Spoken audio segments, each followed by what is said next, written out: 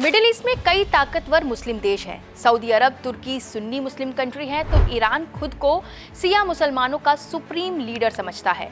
इसके अलावा Iraq, Syria, Lebanon, Jordan, फिलिस्तीन, कुवैत, कतर, अजरबैजान, बहरीन, संयुक्त अरब अमीरात, ओमान, यमन, मिस्र और लीबिया हैं। इनमें ज्यादातर सुन्नी मुस्लिम देश हैं। इराक, बहरीन, यमन, लेबनान शिया और सुन्नी मिश्रित हैं। मिडिल ईस्ट में सबसे बड़ा शिया और सुन्नी तनाव ईरान और सऊदी अरब में ही है। इन दोनों देशों के बीच शिया सुन्नी वर्चस्व की लड़ाई चलती रही है। इस विवाद का उदय 1979 के बाद हुआ, जब ईरान में इस्लामिक क्रांति हुई।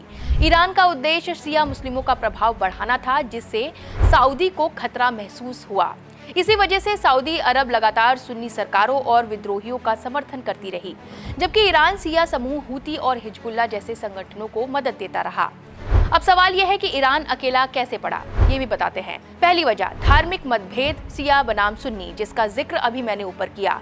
दूसरा, वैचारिक टकराव। ईरान एक इस्लामिक गणराज्य है और धार्मिक शासन के सिद्धांतों पर चलता है, जबकि बाकी देश जैसे सऊदी, यूएई, तुर्की सेकुलर राष्ट्रवाद के सिद्धांत पर चलते हैं। ईरान ने कई देशों में शिया मिलिशिया और गुटों को समर्थन दिया।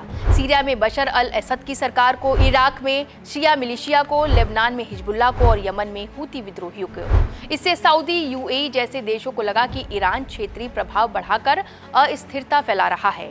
ईरान खुलकर इजराइल के अस्तित्व के खिलाफ है और अमेरिका को शैतान कहता है।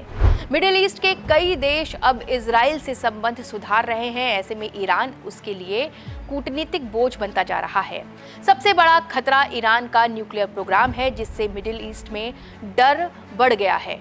वो परमाणु हथियार बना सकता है। इससे अमेरिका, इजराइल और अरब देश सभी चिंतित है। वहीं ईरान इस्लामिक क्रांति का मॉडल दूसरे देशों में भी फैलाना चाहता है। यही वो तमाम कारण है जिसने ईरान को मिडिल ईस्ट में अलग थलग कर दिया।